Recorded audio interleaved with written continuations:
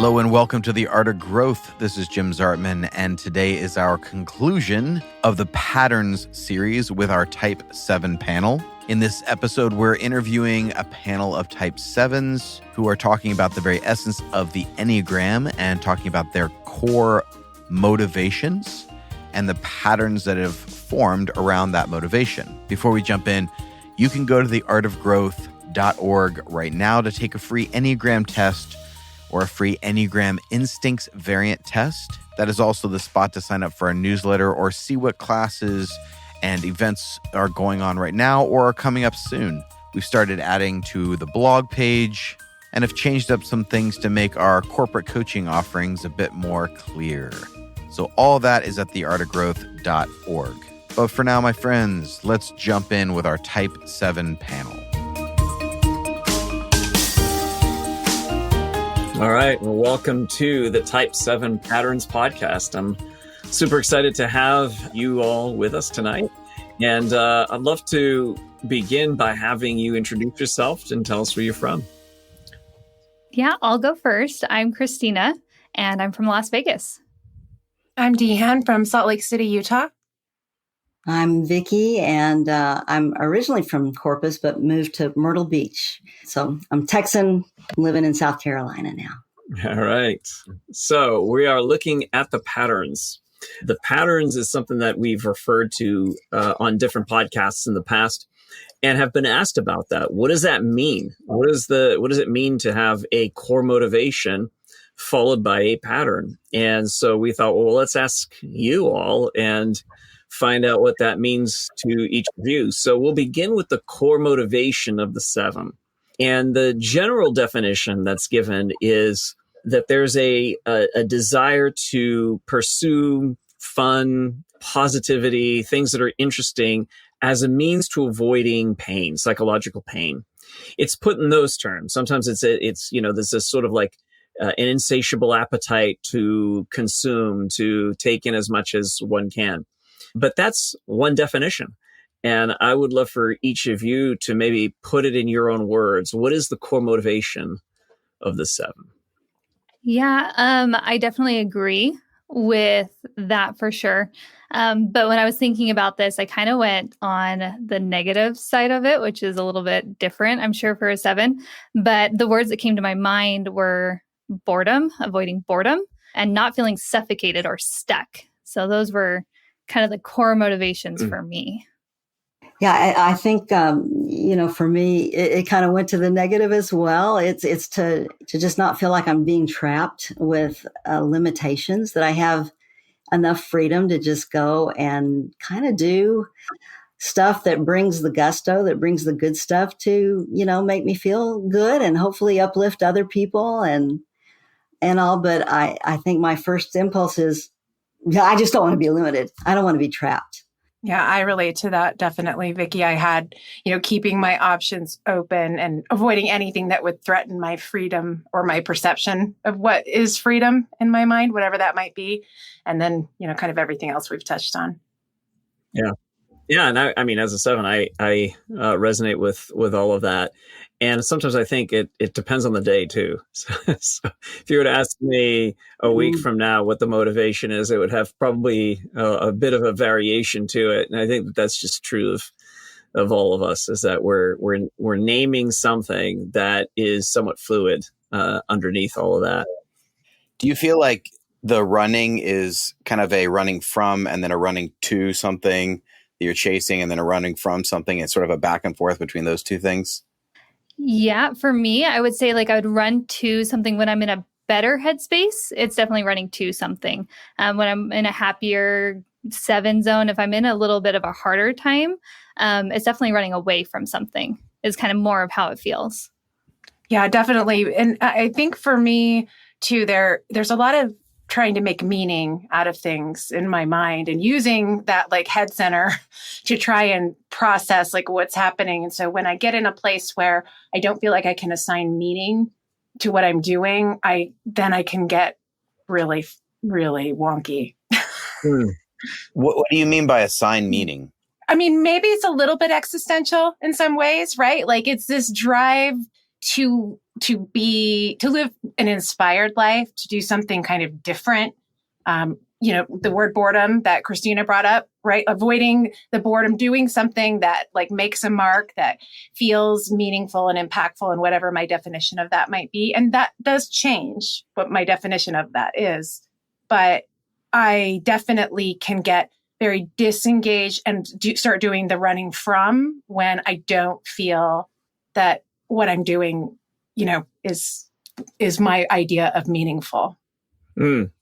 Yeah, I can really relate to that in terms of like aspects of certain jobs that I've had where it's just been like, oh my God, I'm a counselor. I was a high school counselor for a while, and just having to input students' choices into the computer, it would be something like that would just drive me nuts. It's like anybody could do this, and it doesn't give you that kind of sense of I'm really making a difference in someone's life, or, it doesn't have the same kind of appeal or value. It's just boring.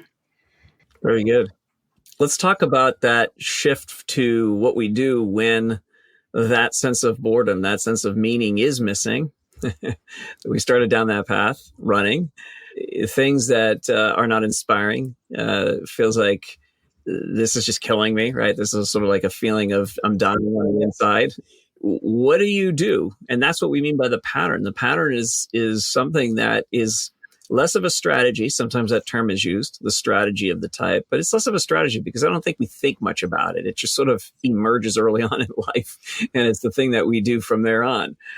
So if you can recall, maybe back even when you were younger, some stories, some illustrations of that pattern showing up. So both explain the pattern and then also maybe a story around that. For me, a couple of things came to mind. Like as a little kid, I remember Sunday afternoons, my parents wanted us to take naps. And so we're all confined to our rooms. And I was just thinking about my friends playing down the street, no school. We're going to go, and pretty soon I'm knocking the screen out of the window and climbing from the bedroom window and going down the street to my friend's house, which I did several times before getting caught. And then, oh my God, seeing my dad come up the street, knowing I was so busted for that, but I just can't stand that. Who needs sleep? There's so much more to do. I read this in a book, but by Scott Allender, but to outrun and outfun that fear of missing out, that fear of the suffering or pain, and just do whatever it takes to grab all the gusto you can while you can, So for me, that was a fun story. I connect to that for sure, Vicki. I had busy people don't have time to feel. That's pretty much the way that it rolls for me when I'm, and I recognize it now. And I think to the point that you made, it was a pattern that served me at times, but it now has become something that I kind of have to be on the lookout for, because it typically means that there's something else wrong that I'm not actually looking at. It's usually a sign when I start over signing up for the world and just take it all in and create a little bit of chaos for myself. And, I see the pattern. It's things like I will start to not be able to show up to things on time. And it's because I'm so busy. It's because I have all these things on my plate. And this whole kind of pattern and talk track can give me kind of excuses for never having to really settle in to whatever it is that I'm doing. Mm-hmm. So then I know there's probably something I need to look at. Yeah. That totally, I resonate with that. Yeah, the pattern, kind of how it shows up for me. One of the stories that came to my mind when you're like, think about your earliest childhood memory and where this started, I was like, oh, okay, I have 2 older brothers and they're 4 and 8 years older than me. And they obviously had a lot of fun playing together. And I would try to go knock on their door because they'd be laughing in the room right next to me. And I would be like, hey, can I come play with you guys? And they'd be like, no. And they'd shut the door in my face. And I would go into my room and make my stuffed animals come to life. And they would be my friends. And we would have just the blast. It would just be the best thing. And I gave them personalities. And that was just something that I did to show that I had enough friends, enough people that wanted to hang out with me, even though they were laughing and the laughter was just in my head with my stuffed animals, not quite as fun. But that's the pattern that just kind of carried on, where when at any time heartache comes up, I got to find a funny video on Instagram, or I got to, avoid that topic. I got to get busy somehow. I make sure I'm super busy with work or helping my family with things that I don't have to settle in and feel or face whatever it is that's brewing underneath. Yeah. I am the youngest also, Christina. So the story that I kind of thought of for that question had to do with that, because I had 4 older siblings. My oldest brother is like 15 years older than me. My closest sibling is 5 years. So there was definitely always that performing element of wanting to be around and accepted by people who were older than me. And I've been like that my whole life. Like I've chased that approval of definitely people older than me. And with that, I think something that really good that came out of it is that I feel like I'm a very adaptable and flexible person. I gained the ability to chameleon in a lot of situations. The positive way I like to think about it is like a bridge sometimes, that I can bridge maybe generations or 2 different groups of people together. Like I feel like that is something that I can go, okay, this is the cool part about me. I like this. This is cool. But then the dark side of that ability is that I struggled with my own sense of self, right? Like who was I really? And always being afraid to kind of figure out, like, to actually answer that question, because answering that question was a level of commitment like that I wasn't ready to make until like literally as I've started to try to get healthier in the last 3 or 4 years. So 40 years of sort of like not really ever rooting down on anything, not ever taking a stand on anything, like live and let live. But also like, you also have to stand for something. there has to be something that you care about. Yeah, there's something you said about that, Deanna, that made me think of, there's sort of 2, somewhat archetypes that function within the 7. One being the sort of clown, the jester, the fun, like let's play, and the other one is more serious and wants to be taken seriously. And I think both of them can be there at the same time, and sometimes more one than the other. But one of the gifts I think that has emerged, and one of the features or patterns of the 7, is the ability to take things that are complex and make them accessible to people. And that's something that we enjoy doing, is so in that sense of bridging generations, something I did for a long time as a youth pastor. I love doing that, being between the 2 generations. And I think that that's part of it, is like, in what way can I make this accessible to any generation, to anybody? Right? It's sort of like we don't like hierarchies at all of any kind. And so if it's like, why is this knowledge not being available or accessible to other people? Why is this system so difficult for some people? And that's the part I think that we resist a lot. So that's sometimes a really high side. And of course, it has its challenges as well. Thinking about, my mom was diagnosed with cancer and died 10 days later in hospice. But during that first half of that time, she was very alert, and she was noticing the way we acted with each other. And I got kind of hurt because I'm a counselor and I'm trying to help my family, like, let's talk about this. This is coming and let's prepare. And, I'd even been a grief counselor in Austin for a while.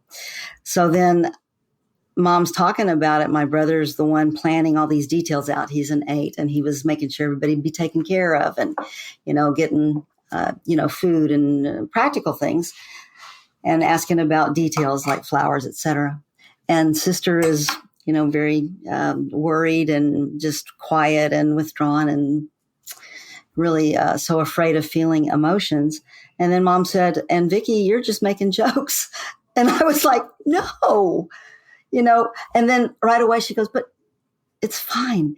We needed that. We needed that lightness to come into this dark time, but I was like, that's not how I wanted to show up. And it still shows up. But it's like easier to hold someone else's pain than your own. When it's your own, you're like that push and pull about, am I going to sit with this long enough and be still and let it be, and know that it's not going to be forever. It'll pass. or am I just going to make jokes and get out of it, like really fast? So I found that still showing up, even though I felt like I had evolved quite a bit in my journey at this age. But oh my God, there it is. Yeah, I was just thinking about like that bridging, and I'm not the youngest. I'm actually middle. I have two younger brothers that came much later in life. I was 8.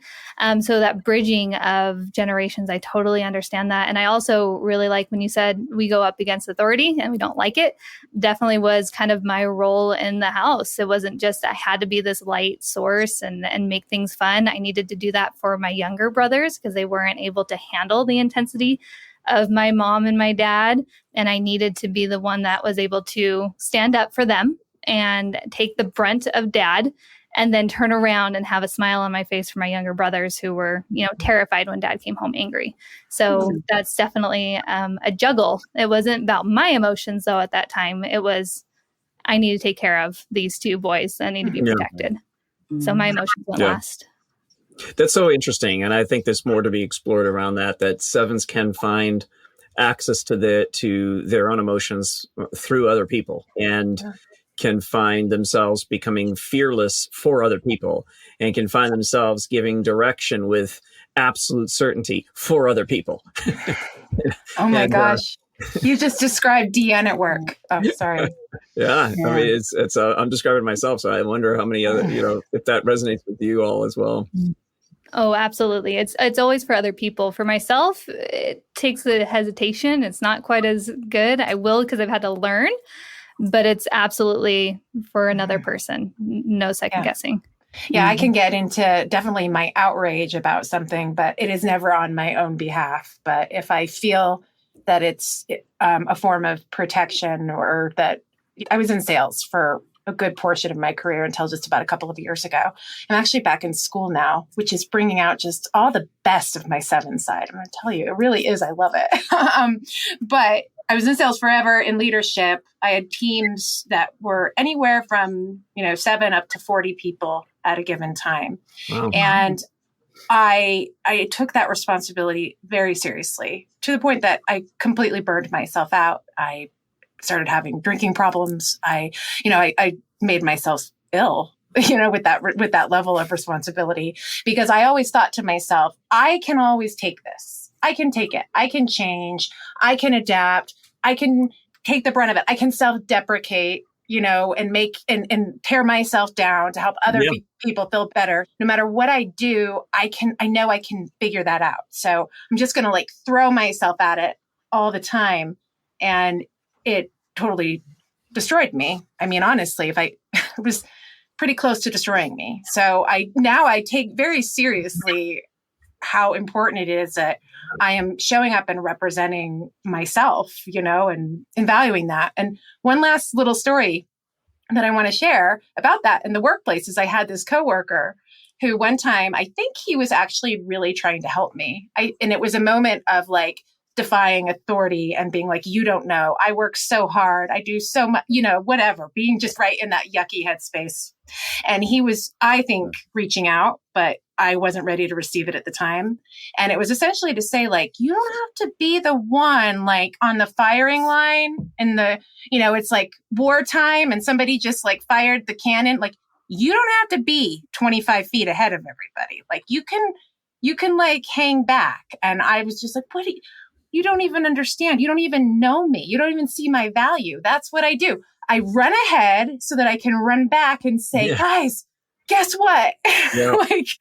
There's something up there, and don't go, whatever that might be. And I would take all of this pride in that behavior. And there is something very beautiful and well-meaning about it. And I in retrospect now, I know that it always meant well, but it had a destructive quality that I have to be really careful with. Yeah. It is very quirky how, I don't know that many people know this about the 7s, but that is something that we tend to do. It's I'll take stuff because I know other people can't, and so if someone's accusing, someone's being, it's yep, all right, fine, but after a while, that stuff just eats away. And eventually you think you can handle it. We always do. It's I'm unaffected by this stuff. I can handle it. It seems like everybody else gets so affected by stuff. It's like, all right, fine, I'll take it. But it does burn us out. Yeah, well, we take it because there's a light at the end of the tunnel. There's like a cherry out Oh, there yeah. that we Oh, gotta yeah. go grab. So I'll take it so that, Oh, that we can keep 100%. moving. It's what keeps us going for sure. Yeah.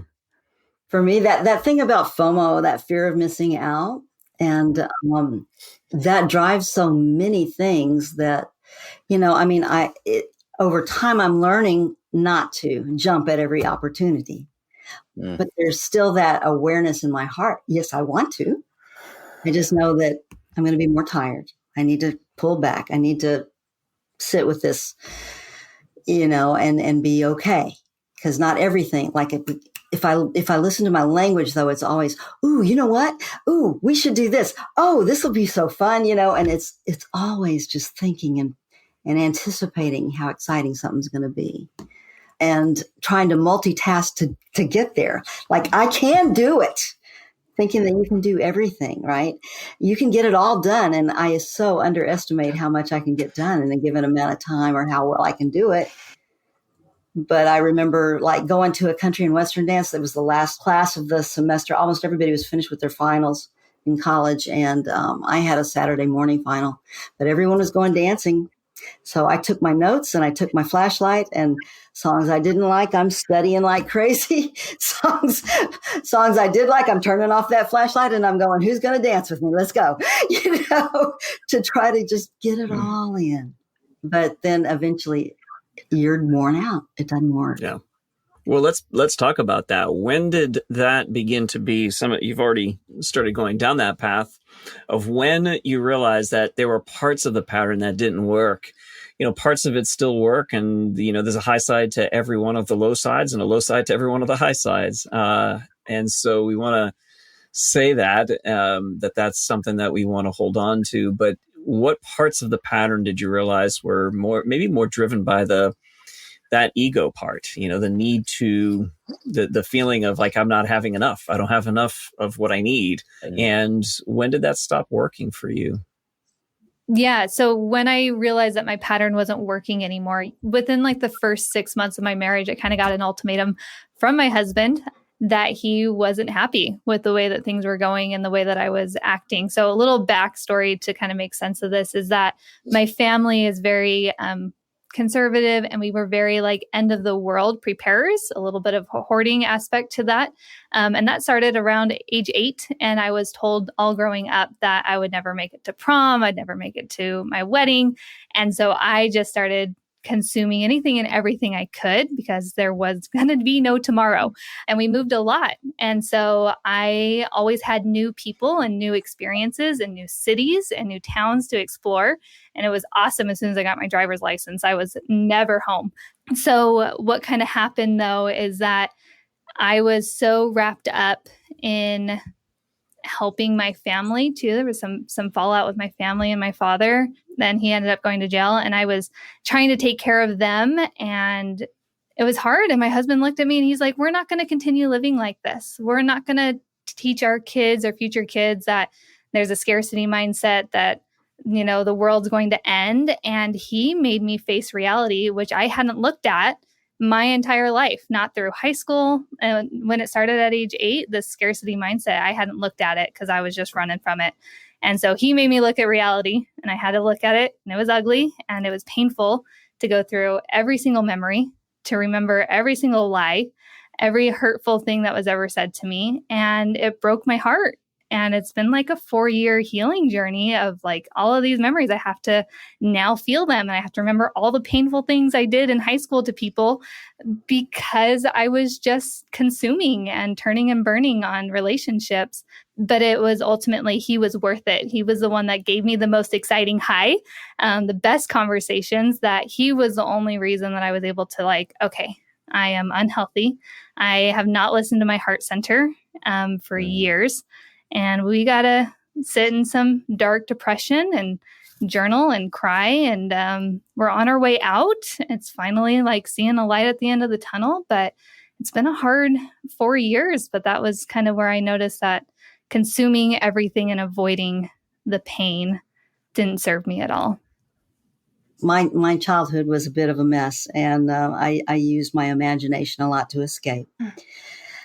But when I got married, it was when, really I began to struggle because of having been sexually abused. And so that aspect of our relationship was very difficult and very emotional and hard. And I had a lot of work to do. And sometimes I would just spiral down into such a complete space of despair. But through the course of our marriage, his love, his constancy, his understanding, and, just getting to work through piece by piece and to feel whole again and to feel beloved by God and by my husband. That healed so much. But I remember different times where in that spiral, when it was, this is a wall I can't get over. And so sometimes there would be these times of real great pain. And I did turn to food and alcohol and, earlier in life, drugs. But it was the battle with over drinking to cope with pain, to avoid feeling the pain. And then finding, here I am, and I am married to a pastor, and I'm taking my wine cooler or my wine in a Bill Miller mug from the barbecue place, in Texas, to the choir practice so I could just stay numbed out enough to go through the motions. I kind of stopped. A lot of things stopped for me for a long time, but it was learning to like sit and be sober before I knew about the Enneagram, that path of sobriety, that path of, to have to consume everything. You need to learn to be still. You need to hold this pain. You need to work through that pain. You need to acknowledge that's real. That's stuff that's hard. No, you don't go talking to everybody about it, but you got to do the work. And learning that you don't die. You actually begin to live when you cut back and when you start to let those feelings go, get processed and move on through. And then there's hope, and then there's healing, and then there's the ability to help other people. That makes life meaningful, to be on the other side of some of that. But certainly those times where it was so dark, I didn't know if I would get through. And having other people notice that and call me on it was hard, embarrassing. But I love how you said there was something that you feared, and then going into it, you realize what's not going to kill me. And so it sounds like both a really painful moment, but also a light turned on. Yeah, that's definitely true. And it didn't for me take that long. It's just like, okay, let's pay attention to that. It's just calling for your attention and you're trying to run away from it. But then when you settle, there was an opening, like it's a breaking open. It's like that crack where the light gets in, right? That Cohen talked about, but it's just, then it's in that place where I felt like God met me, and I had been so numbed to that presence. But I have felt that healing very powerfully. I'm having emotions come up. So ring the bell that still can ring. Forget your perfect offering. There is a light in everything. There's a crack in everything. Crack in everything. That's how the light gets in. That's how the light gets in. Yeah, it's a beautiful song. Yeah, thank you, Vicki, for sharing that. For me, thinking about kind of the original question and what both of you have said, I think it all kind of goes together, because I think for me, what finally kind of made me wise up or decide that I needed to make some pretty major changes about how I was handling things, it had to do with intimacy, and it had to do with connection to other people. And it was really hard for me to admit myself as inauthentic in some ways, because I felt so much. I felt anything but that my whole life. But there was something going on that my job was to make other people love me. My job was to make other people love me, not necessarily for me to love them. And it sounds very strange to say that. And I just got like kind of sick to my stomach just saying that out loud. But there was a reality for me that was kind of what was going on in my psyche, right? That I thought, as long as they love me, I'll be okay. But I wasn't actually ever accessing this, and I wasn't showing up as myself. And so I would feel like I was great and I was doing all these great things, and hopefully these people love me. And then, wait, why do I feel so empty and alone all the time? And like that realization has now, obviously I'm still doing a lot of work on how I handle how I am in relationships, especially like my closest relationships, because I have to work really hard to show up as myself so that I can be seen, so that I can actually reciprocate love. And it sounds so awful to say that, but it's the truth. So reciprocate, but also receive. Do you feel like you've increased your capacity to receive love? Oh, so much more. Yes. I still have to work at it though. So talking about like my 7-ness, I can still kind of hover. I can hover above or go down below and not really be in. So I do have to find ways. Like I can give just an example of something I do that so I am a bonus parent to 2 kids that are 10 and 7, have really strong connection with them. But something can be in front of me and it's right there, but I have to kind of do something to make myself actually be there. So it's even in just the way of placing my hand on one of their arms and actually paying attention to the connection between my hand and their arm and being I am touching this child right now. This sounds wacky, but I'm telling you, this is what I have to do. And then I can breathe and I can be oh, I am this is real. This is happening. So that's just an example of something I an exercise. I have to keep myself accountable and I have to make myself do those types of things so that I can feel that. Yeah. Well, that's an integrated moment. I love the beauty of that because you're realizing it, you're thinking about it, but you're also engaging your physical being and allowing that to engage your heart. It's beautiful. If you don't do that, Dan, what happens? Are you not there? Are you there in some way, but not there in another way? What's happening? I just start to get avoidant, in that relationship, right? I start to get I'm there, but I start making up stories in my head about things that aren't really concerns, just to not let myself be too attached or to not have to feel any discomfort. That old avoidant story is what comes up. So I have to fight hard against that. I've done a lot of work on that cycle and attachments, but yeah, that's a big thing for me. Sorry, I feel like I just brought the whole room down. Sorry. No. Dan, it's the fear every 7 has. I know. I know that was heavy. It was heavy. It was heavy saying it, but it also felt like it's true. So yeah. No, it's good. And it's something that for different 7s, they may not have that particular struggle in terms of the attachment, the physical touch component. But it is extraordinarily difficult for any 7 to stay present to that vulnerability within relationship because it is terrifying. It is that fear of being trapped, that fear of being exposed in some sense. If you know what's going on inside of me, then what? So that does play a role for a lot of us. And so, working against that, working really out and really, it's not even working against, it's more of come back. And that's a really good technique to just put your hand there as a means to coming back to the moment. You're still going to leave. So the problem isn't the leaving, it's that we don't return. It's how do I return back to the present moment? So true.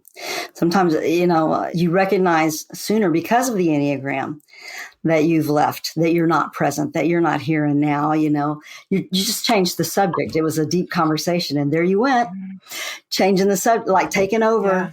And then just being able to say, okay, I'm so sorry. Or, I mean, this is embarrassing, but even as a counselor, realizing I have not been listening for the last 4 minutes, like I've not been closely listening here. And so then just kind of going, am I going to say something or not? Yeah. Well, I just really missed something important. And so I'm just like, I'm so sorry.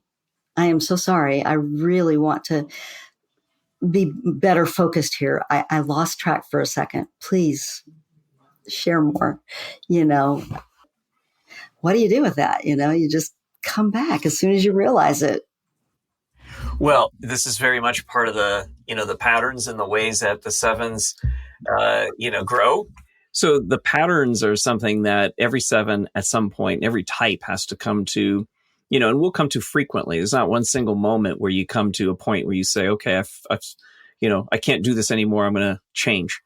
It's a coming back and coming back and coming back. And that happens throughout our lives. So what I love to do now is kind of, as we move towards the end of our time here, is to look at ways that you feel like you're growing, things that you're kind of maybe proud of, the things that you feel like you've done well. And so we'll finish with that kind of celebratory wrap up to our time together. I would just say for me that this has kind of been a journey I've been on for the last couple of years, which is this personal goal I have of being a person that people can count on and that can show up for people when they need it. And that was a big void for me for a long time. So I have done a lot of work on this. I have had to move towards things that I would have avoided in the past with the intent of like, I can do this. I can be I can stand and be a human for someone else, because I think part of the youngest child thing too, maybe I always sort of underestimated my ability to do that. So that's where I get the biggest sense of like, those are the moments where I feel the most joy for my progress, where I go, holy crap, like you just did that. You just were like present. You helped someone through something. You would have run out the door 5 years ago. So anyway. I'm in a season now as an older person. I'm 66. My husband's 67. His health has declined significantly. And we just came through a time where our daughter had a 3-year battle with cancer, stage 4, and she's doing well. Thank God. But learning to I celebrate the ability to just kind of hold on and, to recognize what's still good. Like, it's not that everything is bad. It's not, I'm trapped forever, even though life is not as shiny when you get to this age. There's not as much freedom and excitement and energy and things to go and do. And you're just kind of having to face the fact that you have appointments to go to and, tests to have done and things that would be the thing that I was like, I remember as a 5th grader going, just shoot me when I turn 65. Like, well, now I'm thinking, oh no.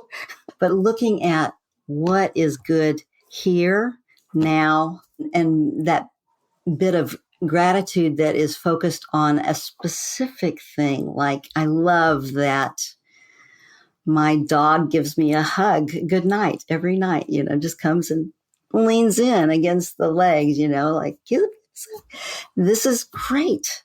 It's a specific, I love the way the light is shining on the tree right now. It's very present, and knowing that whatever happens, we'll meet it. There will be help coming in to support us.